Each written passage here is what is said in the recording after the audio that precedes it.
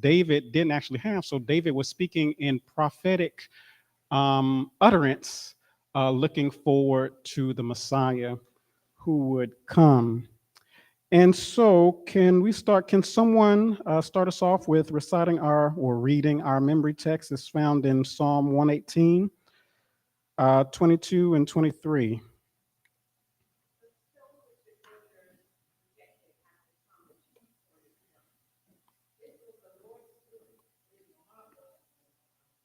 Okay, so the stone which the builders rejected became the chief cornerstone.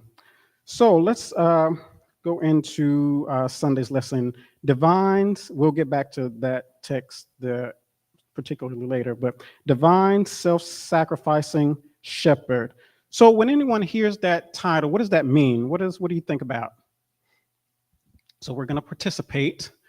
Anybody, what does that mean? Self-sacrificing shepherd.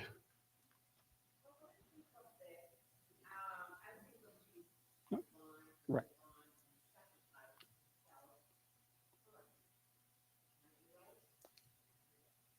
No, you're absolutely right. You're absolutely right. Jesus did sacrifice himself. So let's look at some particular things about this. Let's go to the 23rd Psalm, which when I was coming up in Sabbath school, they made us recite that, or they whipped us into reciting it. The 23rd Psalm, and I'll read. The Lord is my shepherd, I shall not want. He maketh me to lie down in green pastures. He leadeth me beside the still waters. He restoreth my soul. He leadeth me in the paths of righteousness for his name's sake. Yea, though I walk through the valley of the shadow of death, I will fear no evil, for thou art with me. Thy rod and thy staff, they comfort me. Thou preparest a table before me in the presence of mine enemies. Thou anointest my head with oil, my cup runneth over. Surely goodness and mercy shall follow me all the days of my life, and I will dwell in the house of the Lord forever. Okay, so this is a beautiful picture of what a shepherd does and what Christ essentially does for us on I guess, a grander scale. Now, um, I don't know. Um, most most everyone here is from the Caribbean. I don't know if there's shepherds there, but when I travel back and forth to Ethiopia and you go through this countryside, you see a lot of shepherds, a lot of young men, usually teenage, um, are keeping sheep. And as you observe them, it's very interesting because when you go to countries like that, the Bible tends to, I don't know, come alive in a different way. You see some things that, because here in our Western society, we really have to think about some of the descriptions that the Bible is giving us because we may not see it in our lives today. But when you go to the old country, and to the east, you see some of those things that they are still doing that the Bible describes. And you see shepherds with their staff keeping their sheep day and night. And so, what are some characteristics of a shepherd that can be applied to our lives as it relates to Christ and our relationship to Him? Anybody? It's spoken of in the lesson. Yes, Sister Allen, our teacher.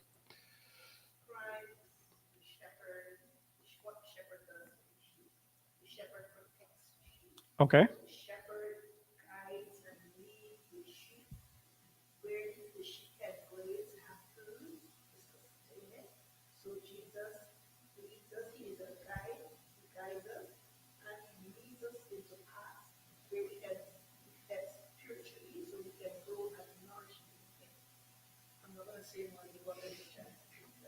Okay, so you said the shepherd guides. Okay, and he does guide. He has a big staff to lead and guide, and that staff is used for a number of different things. We'll talk about that. But what else? Okay, we don't want to talk about the shepherd's rods. But what else would a shepherd do? So, Sister Allen said, guide. And Elder.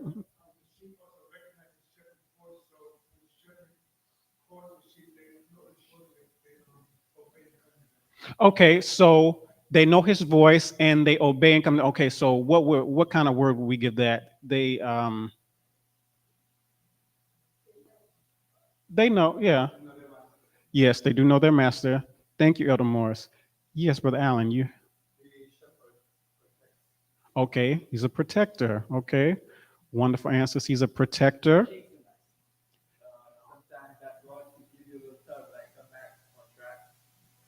Okay, so you're saying the shepherd chastens, discipline. Okay, okay, Sister Goodwin. Uh huh. Ah, yes. They just didn't automatically. They had to be trained or taught or okay. That's an interesting concept. Yes, Sister Bennett.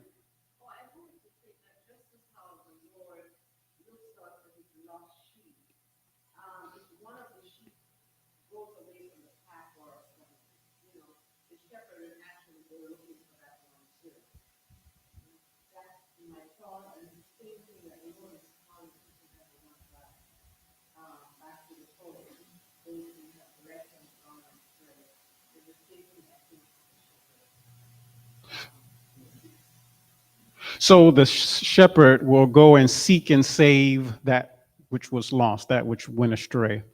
Yes, Sister Allen.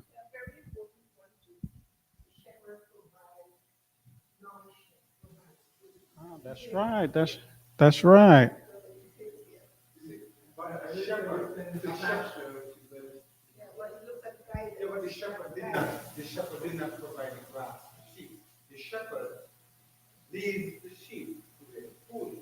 Okay.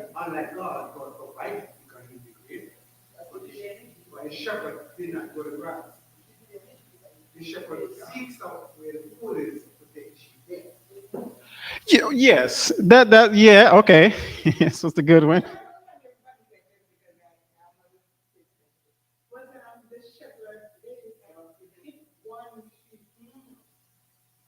Uh huh.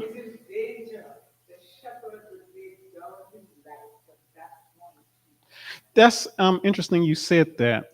You said if one sheep. You know, I read, and I don't know if it was in Desire of Ages. Was it in Desire of Ages? But I read that if you had been the only individual that had sinned, Christ would have come and died just for you. If you had been the only individual, and that's really amazing to me. So we got those characteristics. So Sister Bennett's point, the shepherd will seek and save. There's an old song that I used to hear.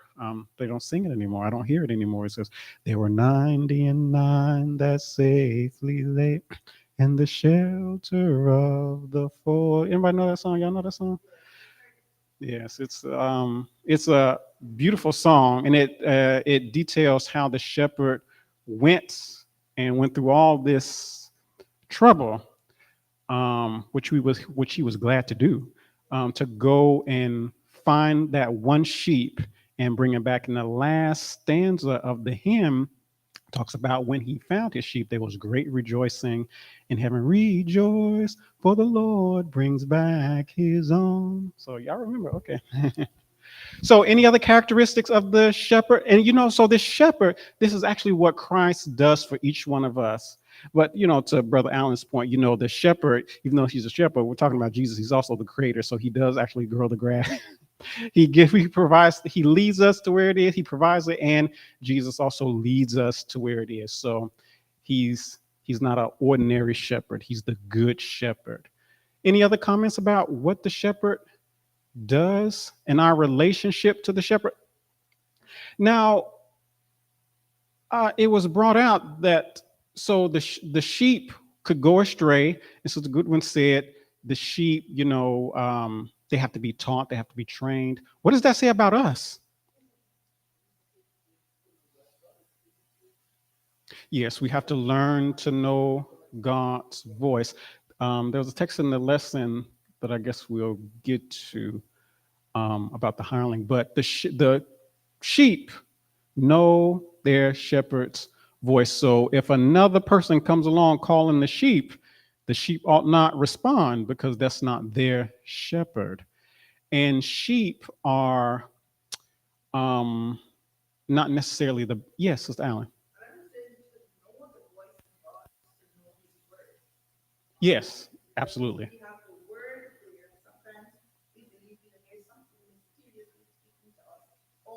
Hmm.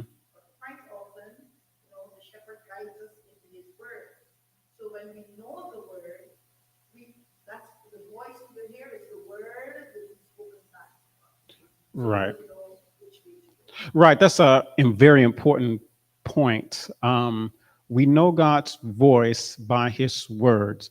Some people say, "Well, I have an impression, or I'm in, I feel, or the ring of truth. It sounds like it's truth." Well, you have to test things by God's written word. Yes, it's a good one. Yes, please.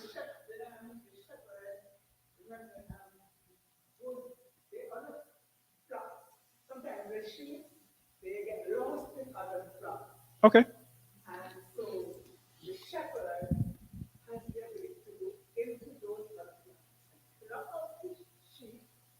Hmm. Okay, so that's an interesting point. How does that apply to us? Hmm. Hmm. Oh yeah, take break. Yeah, flesh that out. Yeah, talk about it. Talk about it. Talk about it. Hmm.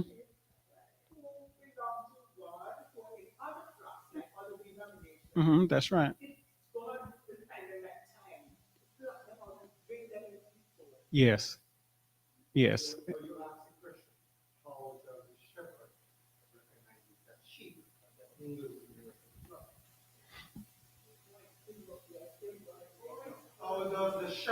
No, so right. So Sister Goodwin says you're right. So Sister Goodwin said sometimes they get mixed up out there, and the shepherd can go and he knows which sheep belong to him. So Brother Allen is asking, how does the shepherd know those sheep that are mixed up belong to him?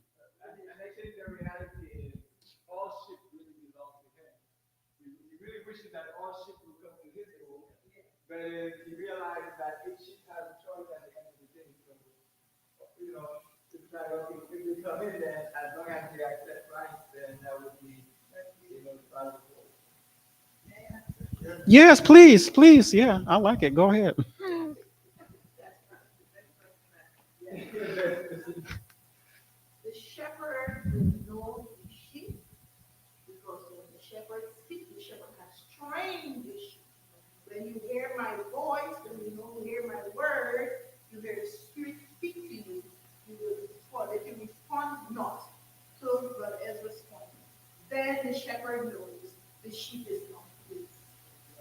Okay, okay. Elder Morris has.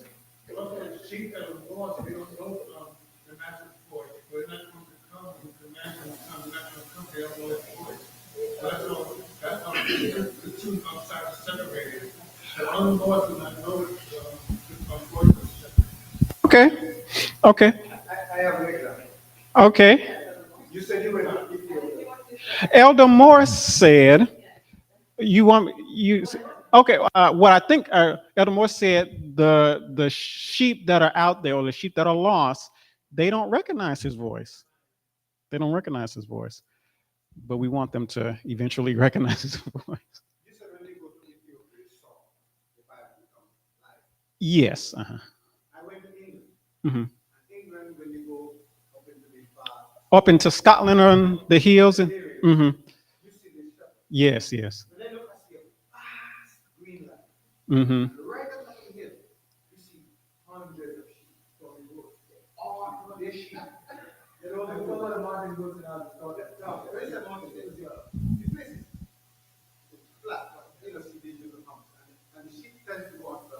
Hmm.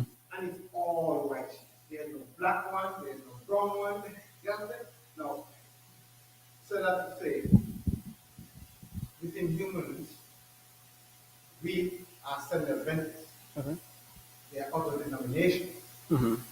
That is why we are admonished to we have to be peculiar. Yes. So we are different. So even if you see all white people, they're different types of white people. For us, it's our behavior. So even if I walk away from this flock and go into another flock, something about my behavior would still stand out from those that I didn't with. Mhm. So that is why how the shepherd will be able to recognize me to say that my sheep. And then that shepherd will go directly to that sheep. Now I understand that all the other sheep, God will want all them other sheep to come into his fold, but they are out there. Mhm. But we were talking about how does the shepherd recognize his sheep in the flock? How is that because we already had a mark on us, our behavior, the way we talk, all of it doesn't change. Mhm. So when he see me out there in the world, he recognizes me. Remember, I was already taught to recognize his voice. I am the reason why I'm out there because I'm neglecting his voice. But that doesn't mean I don't know his voice. I just neglecting to adhere to his voice. But so he would recognize me. I'm talking about he recognizing me. Your wife has to understand what you're doing. I know. So that is how, in my opinion, how the shepherd recognizes sheep, Mhm. but the sheep behave differently to the rest of them. Okay. Sister Allen. She didn't have nothing to say. But what I would say, even with my son talking, it is not fully accurate in that, Okay, what's not fully accurate? because you're looking at the spiritual realm. Okay. Because all hangs on the sheep's choice. Okay. The sheep, you can be of God, Adam was of God, Eve was of God. Every creation that God allows to be created was of God. And some had rejected by choice. Hence, you can know, but you can say, I will not. Back to his example. Even we have some Seventh-day Adventists who were brought and taught and knew the right thing. And when they go among the world, they are the worst. You can't even detect them as if they have ever been a part of God. Hence, that will not validate all what he is saying. All right? So, yes, many times we may go and our behavior, our decorum, whatever, can show that we are not fully there. That can be acceptable. I agree with that. But it's not always a key thing. It all hangs back on the shepherd taught the sheep. And if the sheep refuses to respond to the shepherd, that's when the shepherd clearly sees the sheep has left his fold and refuses to return to his fold. The sheep is no longer the shepherd's sheep. And it's very practical in the Bible. It's a spiritual application. I am looking to. And even, those who have some sheep are just wayward because sin is sin. And because sin is real, not all will return. Some will not return. Yes. Yeah, that's true. And I we can.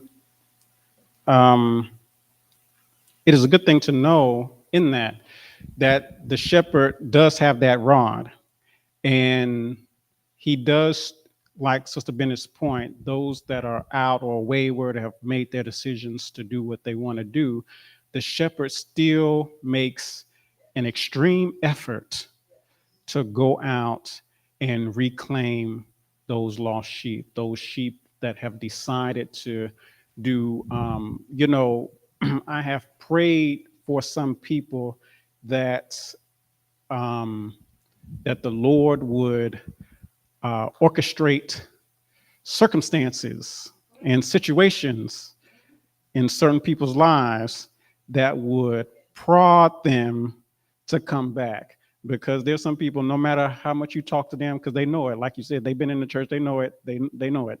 They're just making a decision to do what they want to do. And so sometimes it's circumstances and situations and hard things that come into the life that have to sort of,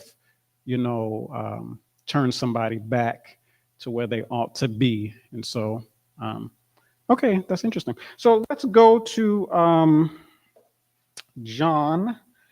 John 10, and I want to get the class's thoughts on John 10 and verse 11, verse 11 through 15. And so John is recording Christ's words. He says, I am the good shepherd, and the good shepherd. The good shepherd giveth his life for the sheep.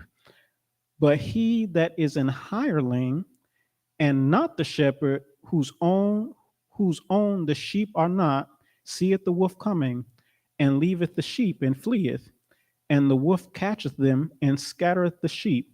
The hireling fleeth, because he is an hireling and careth not for the sheep. I am the good shepherd, and know my sheep, and am known of mine. As the Father knoweth me, even so know I the Father, and I lay down my life for the sheep. And then to Sister Goodwin's point, in verse 16, Christ says, and other sheep I have, which are not of this fold, them also I must bring, and they shall hear my voice, and there shall be one fold and one shepherd. But considering verse 11 and 5 through 15, what is the class thoughts about that? So there's a contrast here between the shepherd and something called a hireling, and what the shepherd does and what the hireling does or does not do. So what is a hireling? Yes.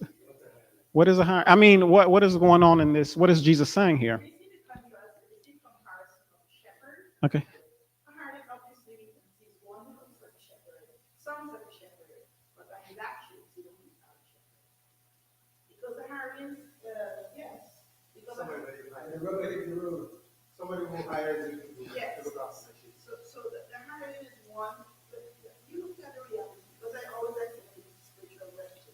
All right, nothing is here, just isolated. Mm-hmm. So even though it may sound and look, you know, as well, I just put it nice, when the rubber hits the road, when circumstances come back, Okay. that's when you see whether it's a true shepherd or not shepherd. True character. All right, and the woman brought up earlier on, which we know, a shepherd, as David showed us, is willing to defend his sheep no matter what. Mhm. A hireling will run and leave the sheep.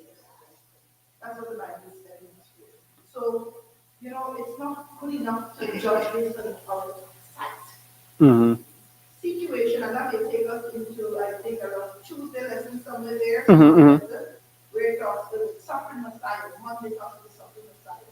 It shows you the shepherd will have to go struggle. Yes, yes. The shepherd, the life of the shepherd is not all high and grand and sweet. It's going to be real challenges. It's going to sometimes require the strangest, and we have seen it require life just to save and to rescue the sheep. Mhm. So the hireling wouldn't do that. The hireling protects itself.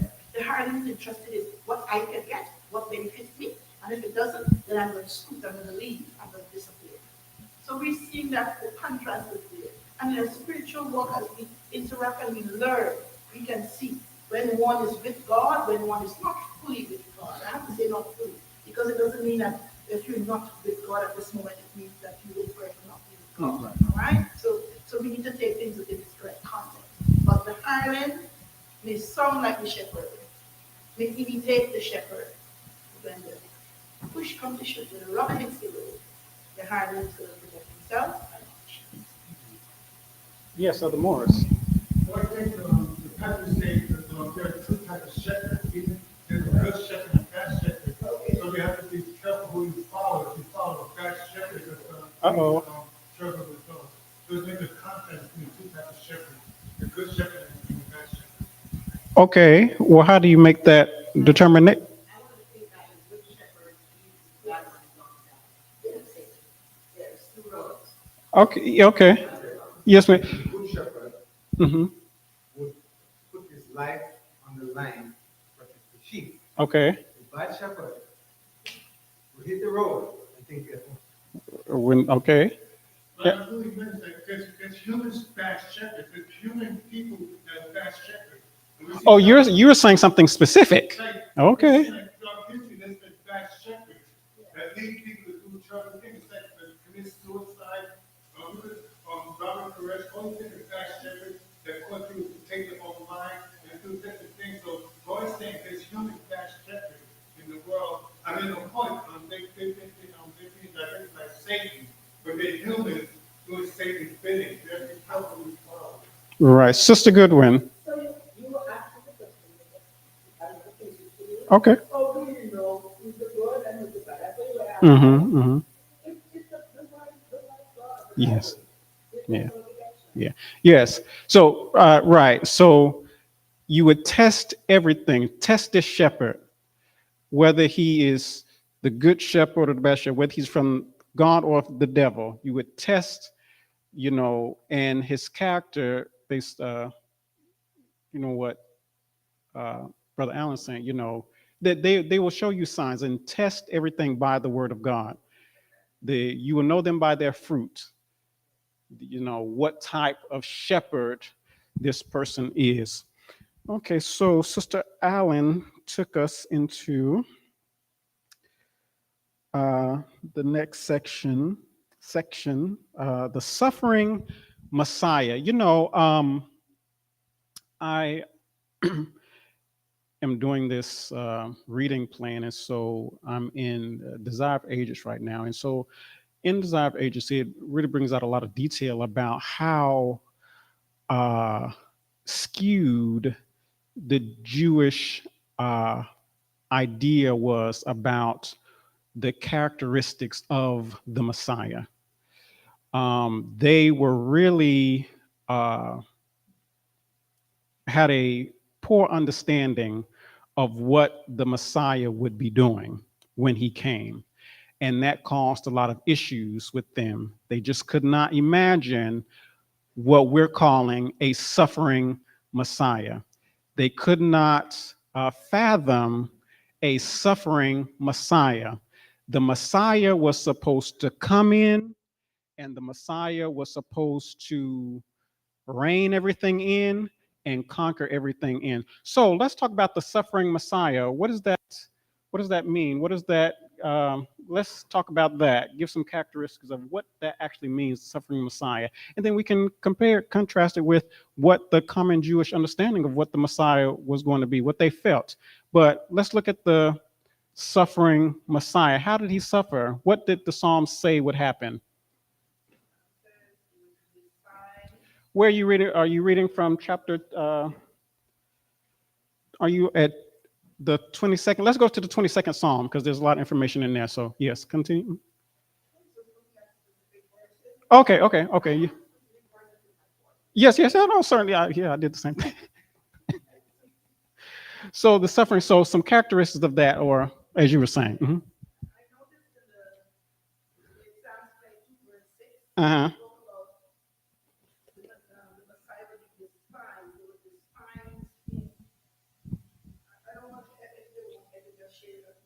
Yes. Uh-huh.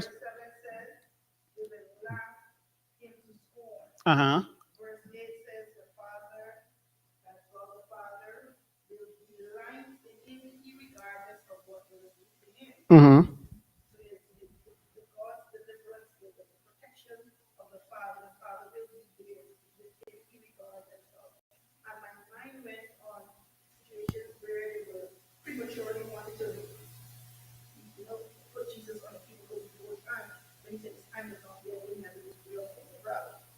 Oh, when they drove him off the town and then they tried to throw him off the cliff.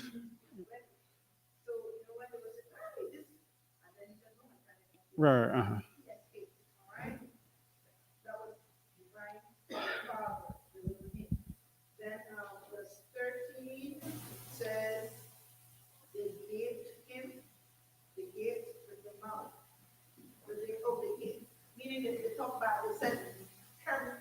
Mm-hmm.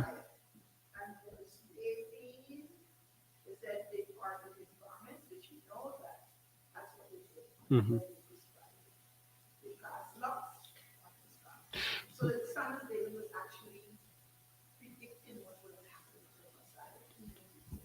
Right. And so there's some things that David wrote, and you would think, is David talking about himself? But it could not be because David never went through those things. And so David is speaking in prophetic insights, foretelling what would be some of the characteristics or what would be some of the things that would happen to the Messiah with terrible accuracy, because we can read in John 19 some of those things that happened very distinctly to the Messiah. Does anybody else have any ideas or comments about what it was that Christ suffered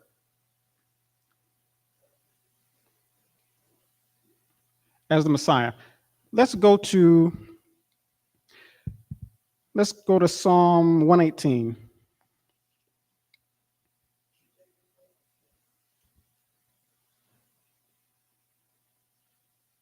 Psalm 118, and let's look at verse 22. It says, "The stone which the builders refuse is become the headstone of the corner. This is the Lord's doing. It is marvelous in thy eyes." What does that mean? Anybody have an idea? So Psalm 118, verse 22. And so it says, David writes, "The stone which the builders refused is become the headstone of the corner. This is the Lord's doing, is marvelous in our sight." So the stone which the builders refused is become the corner of the Gordon.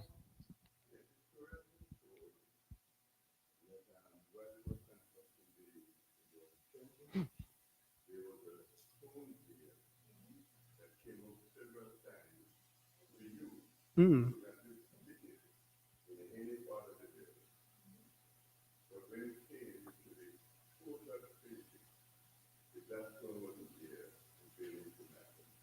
Yeah.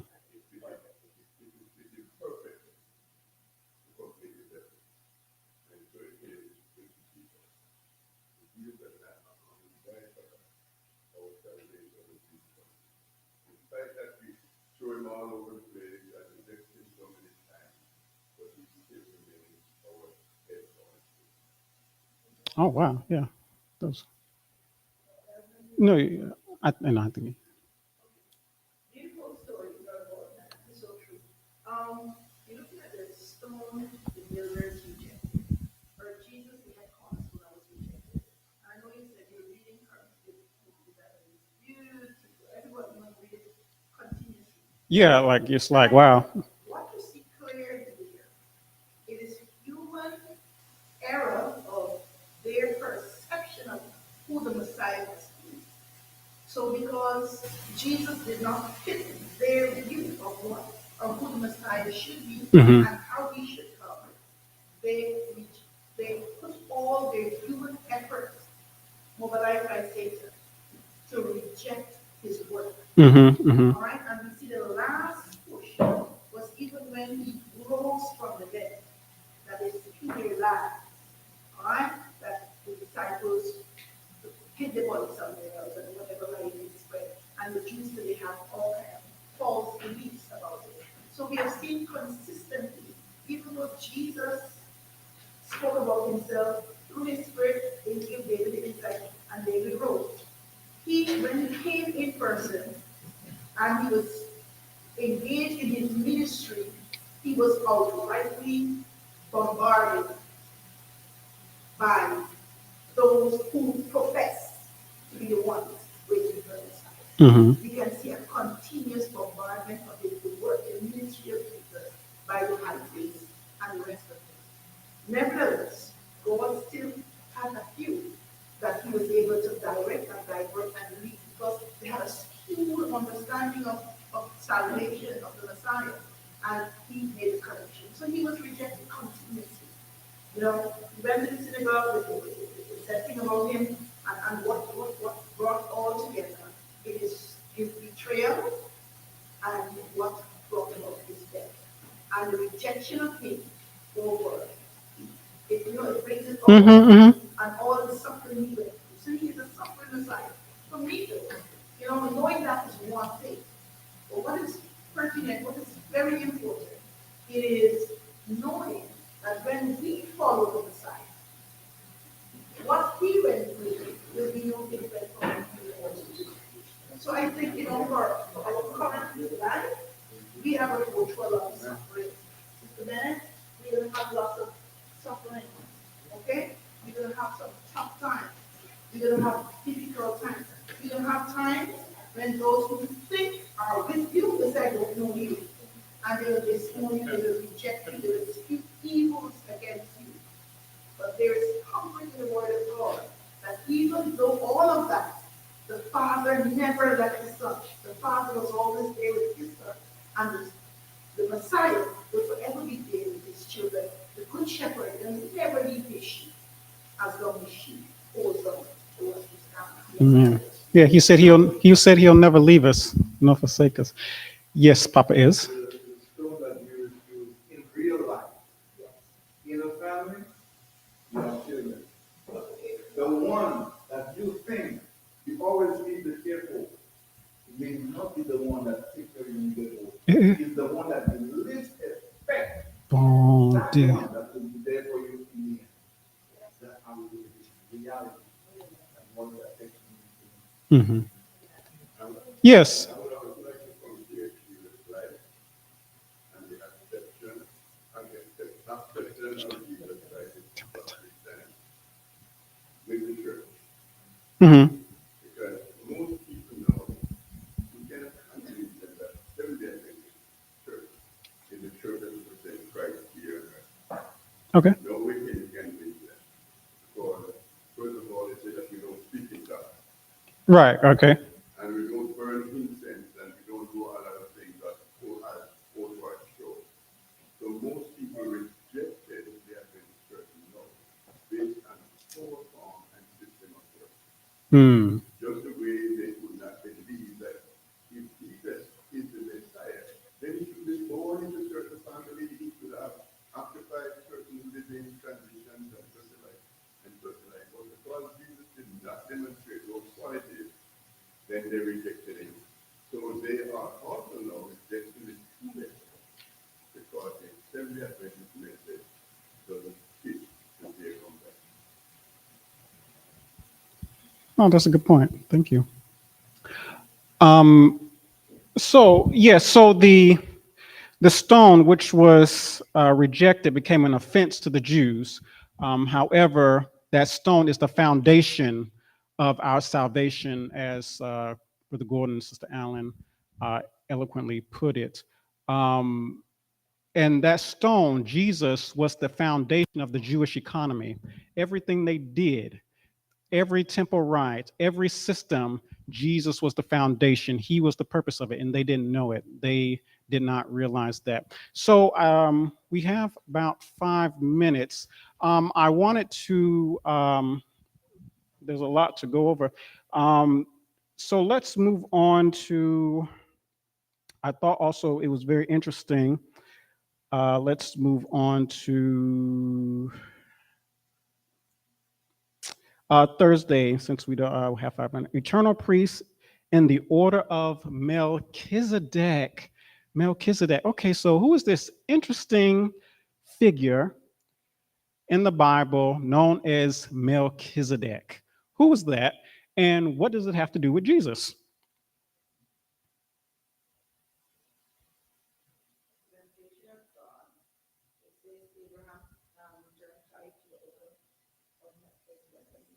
So we know it is some order that leads to God, to Christ himself. So eternal peace in that order.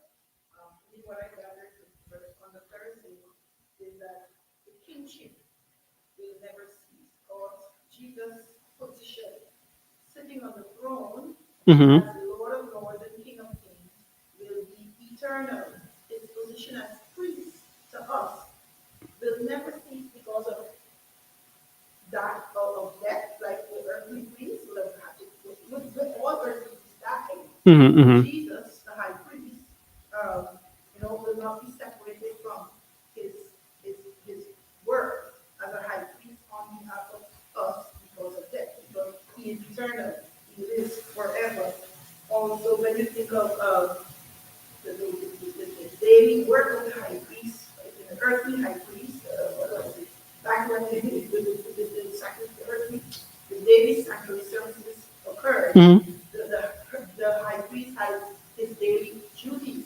Jesus doesn't have to do those physically daily duties because he is the high priest Mhm. who sits there eternally to save all who comes to him. To He can intercede. open that door. So his order is better than what was given before. Mhm. His order is one that will stand forever. Amen. Will never cease. Yes, Xavier. No, that was outside of the line of the Levites. He wasn't born on the side of Levi. Mm-hmm. And also he was a king. So, but he had a common with Jesus was that um, he is our high priest. He's not born of the line of Levi. And he will king. So, Yeah, absolutely. And Melchizedek is an interesting thing because it said no beginning of days, no end of days, and his genealogy is not recorded in the Bible, which is very interesting for an Old Testament figure for his genealogy not to be listed. Yes, Pop. Mhm. Melchizedek was like a type. Yes. Mhm. No one really knew all they knew about him. Mhm. Just like Jesus to the Jews was a type. They didn't believe he was the son of God, but he was everything that is holy. And Melchizedek will represent everything that is holy before God. And the Bible is looking at to represent these people in that time. So that's Yes. Yes. I also think that one of the high points is that he was, um, Jesus ordered his kingdom or his conduct on the order of Melchizedek. Hmm. That is to say, is that some theologians say Melchizedek is God. So the Bible says that, and we cannot deny that, but he is a type. Yes. So if God Jesus ordered his system of worship on the order of Melchizedek, then you better say something beautiful. Mm. Yes, he's a type of Christ to typify his kingship and his everlasting kingship that will have no end and his everlasting priesthood. Um, I think that's it. Okay, so that brings us to the close of our lively discussion. Thank you so much. I enjoyed the participation, and we want to, extend a welcome to our lovely visitors. Thank you for being here, a part of our Sabbath school today. And I just want to encourage everyone to allow Christ to be the good shepherd in our lives. Allow him to lead us, allow him to guide and protect and be everything we need him to be for us because he's willing to do it. And if by chance we find ourselves gone astray, praise God that he will reel us back. He'll bring us back. And so we can trust that he is the good shepherd. He will always be there for us. He will never lead us nor forsake us. Um, Sabbath school offering. Yes. Sabbath school offering. And so, yes, Brother Tittle. Thank you.